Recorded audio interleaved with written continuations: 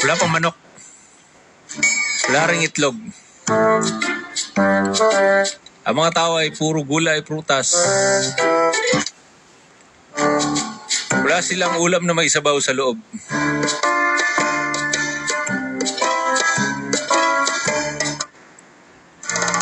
Wala rin prito.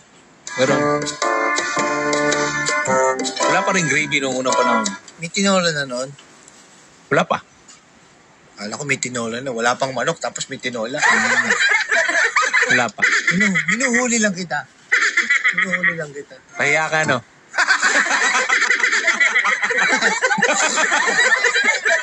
Pahiya ka, no? Okay. So isang araw, napansin ni Bathala na hirap gumising mga tao. Palaging tanghali nang nagigising. Ay, ang mga bukid wala masyadong ani. Yung manok ni Babalo. Naalala ko na naman si Carding, si Drew. Ano pangalan ng manok niya?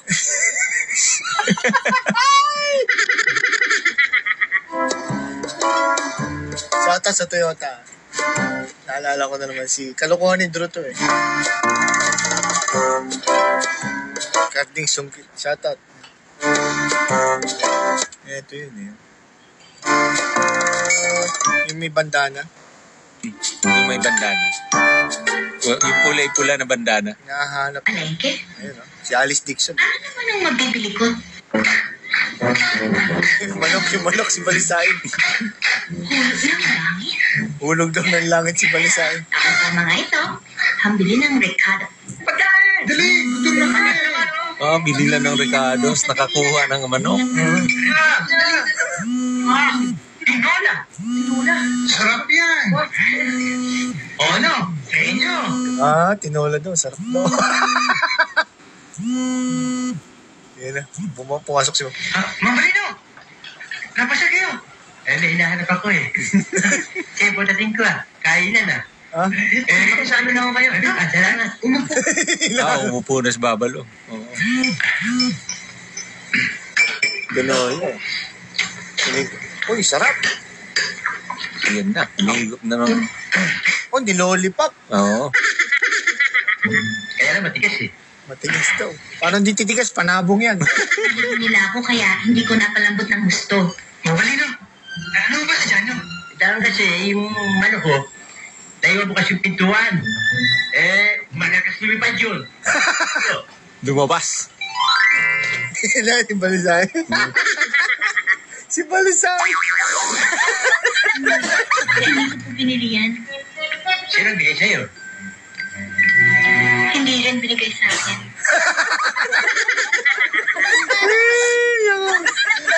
Tapos, ano nangyari? So ayun, Papa Jepoy, napansin... Wala pang manok noon. Wala pang manok noon. Napansin nga ni Bathala, yung mga tao, kumbaga tinatanghali na magising. Tinatanghali na magising. Hirap na hirap. Kaya wala masyadong ani, Papa Jepoy. Kumbaga, late na gumigising yung mga tao. So sabi niya, kailangan ko ng isang hayop na magigising. Kailangan ko ng hayop na manggigising sa lahat ng mga tao tuwing umaga. Kaya sabi niya, yung yung malakas daw yung tunog. Yung talagang magigising ka. Kaya gumawa siya ng isang ibon na medyo may kakaibang itsura, Papa Jepoy. Hindi kasing ganda ng Maya. Hindi rin kasing tapang ng agila. Pero may sariling estilo. At yun ang unang manok, Papa Jepoy. At nandito na. Ang unang tiktilaok. Kinabukasan bago sumikat ang araw, pinapwesto ni Bathala ang manok sa itaas ng puno. Pagbungad ng araw, sumigaw ito ng todo. Tiktilaok. Nagulat ang mga tao. Nagising ngayon. Uy, ano yun? Parang nasa mid na matanda. Pero natawa rin siya. Kasi kahit nakakaasar ang tunog,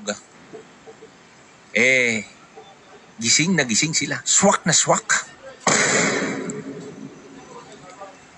Makalipas ang ilang araw, Papa Jeboy, lumapit ang manok kay Bathala.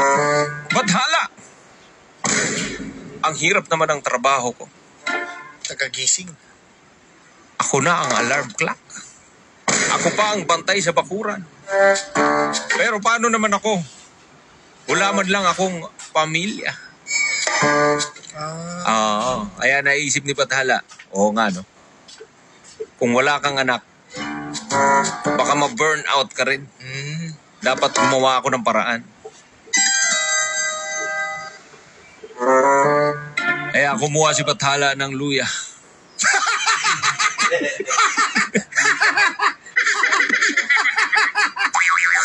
Pareklamo ka, ha? Pareklamo to, ha?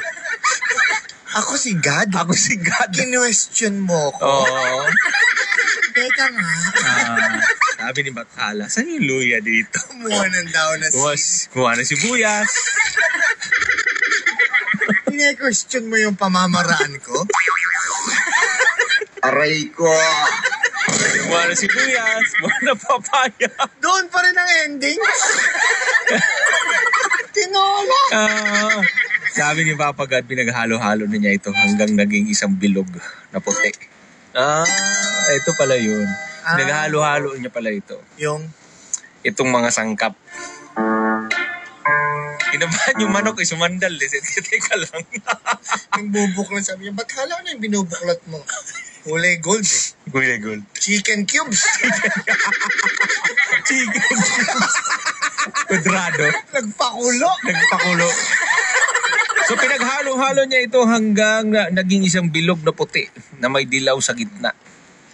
Binigay niya iyon sa manok. Sabi niya, ayan. Maglabas ka ng ganito. At dito manggagaling ang mga anak mo.